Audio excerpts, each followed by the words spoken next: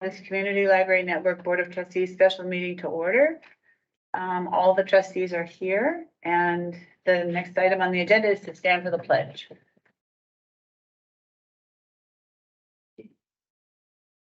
I pledge allegiance to the flag of the United States of America and to the republic for which it stands, one nation, under God, indivisible, with liberty and justice for all. Okay, so the first item we have on our agenda today is the new salary schedule approval. We had postponed that motion from, pardon? Did we table it? No, we postponed it. Tabling is a different issue. So we postponed it to this meeting today. And the motion came from Regina, and the motion was to adopt Appendix A, the compensation classification system from the McGrath study dated November 2022. Is that correct? Yes. Okay, so there's the motion, and I'm assuming we just go back into discussion. And please remember that we'll let everybody speak once and then we'll go around again, and however you want to do that. I have my little chart. Does anybody have things they'd like to say to this, or?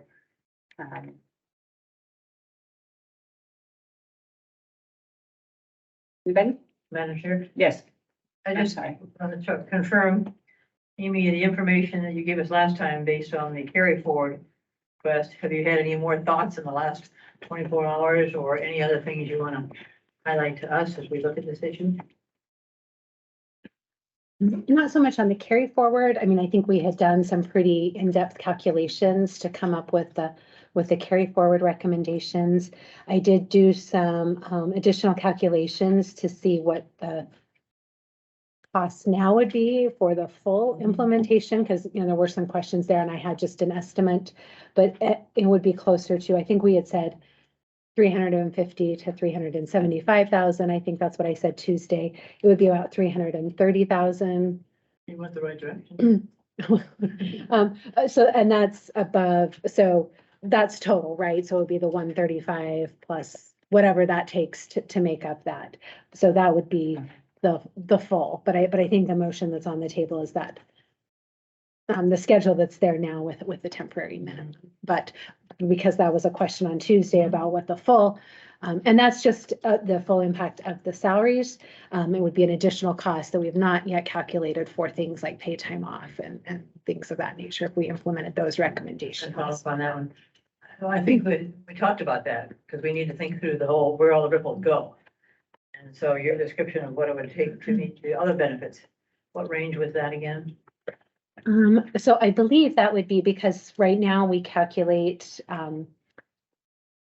salaries at 87% because of the number of part-time staff that don't have paid time off. So that would require a bit more, a lot more time to do those calculations, but it would probably be somewhere between 85 and 115,000 to implement the holiday and sick and vacation for 20+ hour employees, which was what the recommendation was. What were those numbers again? Somewhere between 85,000 and 115,000. But again, that's really just a range because that's going to take quite a bit of time to sit down and calculate.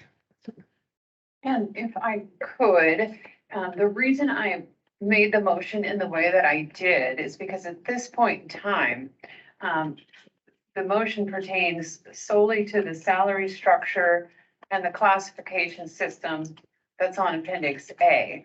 The other recommendations that are in the report, we need to put on future agendas, particularly as it pertains to entering budget season, so we can continue the dialogue. But for purposes of my motion, I restricted it only to the salary structure and the classification system. Okay. Anybody else? Yeah, that's what I understood it as well. And I think that's that's how you have it, right? It's just the structure of the salary. That's how I understood it. And so I didn't, it was Appendix A, and that's all that's in Appendix A. So another question, Amy, if it's not a stupid question. And actually, this has to do with, benefit packages, so I'll wait on that. It doesn't pertain to this, sorry. But I'd like to hear it because Okay. once we sign up. So so say a part-time, employee has the paid leave, which ups the percentage of, how you calculate. If that person isn't at the library, is somebody else, another part-time worker filling in for them, or is their spot just vacant that day or those days? So it would depend on their particular position. So say for our circ specialists, typically there would need to be somebody filling in their hours. Or you're just dealing with one, you're like, okay, we can get by with 6 people today, not 7, but everybody's going to be slightly more stretched thin, so to speak.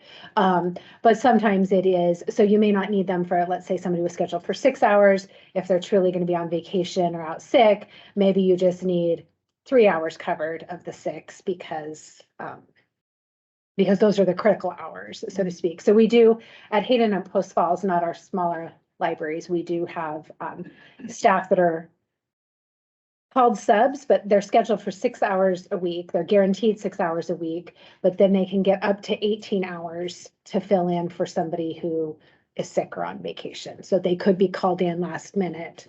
It doesn't happen. And usually they're more scheduled around vacations because that's easier to plan for versus getting a call that morning saying, can you come in? So sometimes it is, somebody else filling in for them. Anybody else? Yes, I had a question about the paid time off. This is 24th. So the range here is 20 days paid time off to 30 days paid time off, and I'm wondering just what the range is now. Let's see, I'm sorry, can you tell me which section? Oh, page 24, the table down at the bottom, and goes on to the next page. Okay, so let me look at that for just a second. So that one is basically what they're giving as an alternative to sick and vacation. So basically they're saying you can either do what we do now, which is they accrue, those that do accrue, which is those 30 hours and above, can accrue a certain amount of vacation and a certain amount of sick. And so what they're recommending is that some organizations are going to pay time off, which just lumps it all together. So right now, I believe typically we have, that's a fairly complicated chart. And Janelle, you might know this a little bit more, but it's based on years of service. So like when you're 1 to 4 years of service, full-time employees accrue, I believe it's 8 hours a month. So 8 hours times 12 is 96 hours a year. So that's vacation time. And then sick hours is accrued at The same. the same. Okay. It's 8 hours. Mhm. And then as you're 5 years and over, then you bump up to slightly higher. And then there's like 9 years and higher would be slightly. So so this is with the pay time off chart, that is if we were to ever go to that option, it's combining both of those. The minimum would be 16 hours currently. Yes, and that's for full-time employees. What they have here, what they're suggesting for part-time is kind of a prorated of that. So it would not be up to that, because let's say you work 25 hours a week, then the formula here, and haven't calculated that out, but it would be much less than that 16 hours a month. What is your opinion on the paid time off opposed to the two separate time off, sick and vacation? Because I found that quite interesting. I know. This isn't quite I the know, we motion. don't have her for very long. I know, and Just quickly on that. all right. So just really quick, it gives a lot of flexibility to the staff to have paid time off, because you might have some staff who are never sick, but might be more inclined to, take some scheduled time off, some vacation. So if that's combined, then they don't have all these unused sick hours over here because they're never sick. On the other hand, you might have a parent who has a few children, and so they're missing sick, not just for themselves, but when a child is sick and so forth. And so for them, more important might be sick time. So if you've lumped it together, it does give any one individual some more flexibility. And I would have to look at this a little bit more. What we do now with staff is if they leave the library, so if they're resigning and have accrued vacation, that does get paid out to them, but sick time does not get paid out. So if they have unused sick hours, that does not get paid out. Traditionally, sometimes with PTO programs is you're not always paid out that, but I'd have to. Or there's like a maximum. Or there's a maximum payout, so you're not always getting the full amount that you accrued because you are accruing more technically since it is combining those together. Thank you.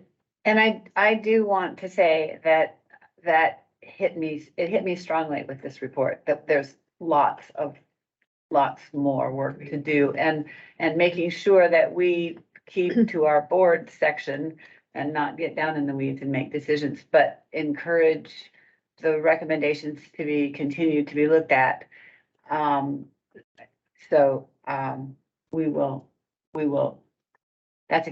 I realized that was a commitment that this board had to do. And so I'm clear about it.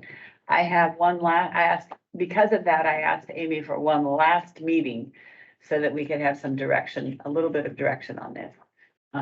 So that, it isn't really up to us to decide some of this, but we can certainly encourage that these things be looked at, I guess. Anyway, okay, so we do have this motion, which is, and we do have a recruiter here. So, if we can keep our discussion more toward the motion, that would be great. All right, Judy. Just a little bit, in response to the motion, then we need to understand as a board that we've, agreed on a motion for this portion of the report, but it means we aren't done. And that's what you said. But the reality, that means probably some more discussion, some more meeting time, and some more input from administration folks on even the priorities, because we can't get it all done the first time around or the second. But I think for me, the endorsement of the motion then also says we as a board understand this report has more to be done. And it isn't going away. That's good. That's why we got the report. So I'm all set to vote. So, we accept the appendix, and with putting the temporary minimum in this year and looking at the budget for next year. I mean, that was with the recommendations that they made.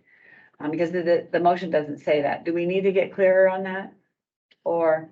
The way I understood it from last meeting, from our director, was that we were able to fund it for like 9 months at least, and when we reopen the budget and reallocate the carry forward. So implicit in the motion is that the temporary minimums will be instituted. That was my understanding. Is it clear enough? Yes, because typically when salary schedules have been brought in the past, my understanding was it was there as part of the budget. Here we're presenting it separately, essentially. This Appendix A will be, if this motion is approved, the new salary schedule, and the temporary minimums would be what would be in place, and we would use the money already budgeted plus the additional carry forward to carry out that plan. Okay. So I'm thinking I'm hearing the same thing we did. This then becomes the baseline. We need to think ahead about if this is the baseline, how are we going to keep going? And that's what our next budgeting session. To me, budgeting occurs at every board meeting. Whatever we sign up for affects the budget. We don't need to be just doing this the last 30 days of our fiscal year. So I guess, again, I would just say it's an exciting time and needed to be done, but we're not done. All right. Any more discussion? Okay, then it's been moved to adopt Appendix A, the compensation classification system of the McGrath study dated November 2022. All those in favor? Aye. Opposed? All right. Thank you very much. That's wonderful. And I am, since we did that, I am gonna talk a little bit about it when I talk to managers tomorrow. And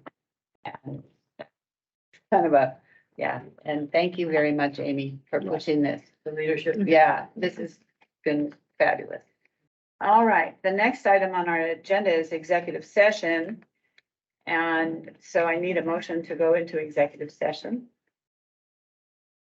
Madam Chair, I move that we go into executive session for the purposes of Idaho Code 74-206, subsection 1A. Okay, it's been moved to go into executive session, Idaho Code 74-206 1A, to consider hiring a public officer, et cetera. And this is a roll call vote, so we'll start down there at the end. McCree, yes.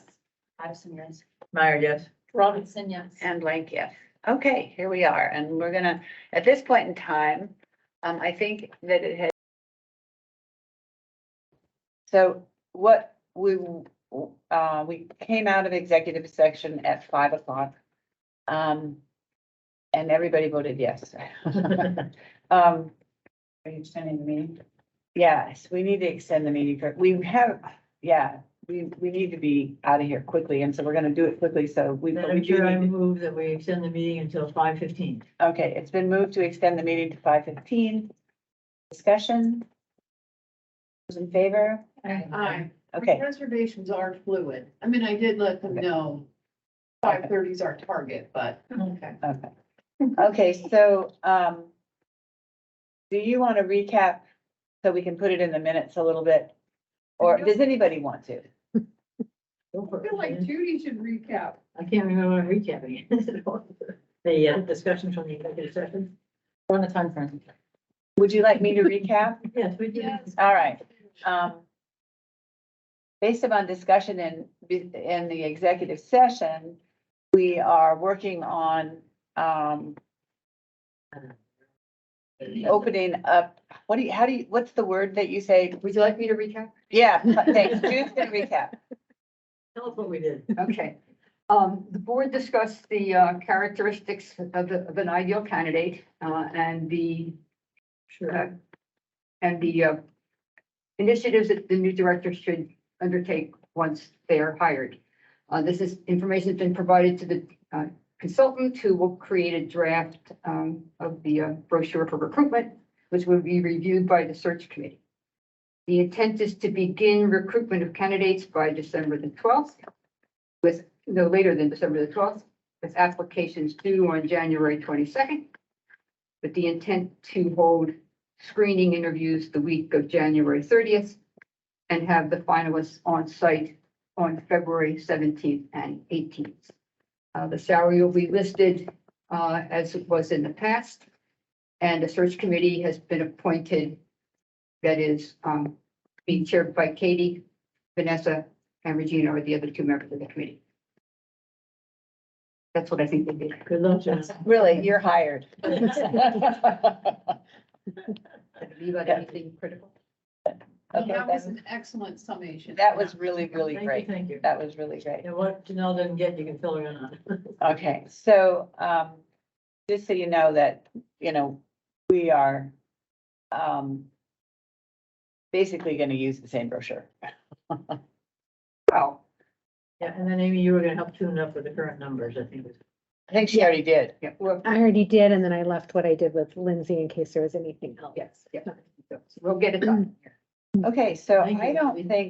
don't think we have anything else that we need to talk about right now. There's nothing else on the agenda. So, Set regular and official meeting dates on the agenda. We're complete there, aren't we? yeah, December we're okay for now. I will get in touch with Jim McNall and get back to you guys on that. That is December 1. Our 1st. next Yeah, not for session. sure. I thought it was It's for sure, Okay. but in terms of what, just make sure that we're on target, okay? So with that, don't think we have anything else, and so we can adjourn. How about you all Oh, have anything you want to ask or clarify? So, This is our last time to be with you in a different meeting, ma'am. It is, we wish you well. thank you very much. And Lindsay, we wish you well. Yeah, you're not going anywhere, Lindsay. And once Amy Look how gets thrilled she relocated, is. we're gonna have lunch. Oh, yeah, that's right. They're in the same town. Or they're close by. And I had nothing to do with it. Nothing to do with her leaving. Okay, then I would entertain a motion to adjourn.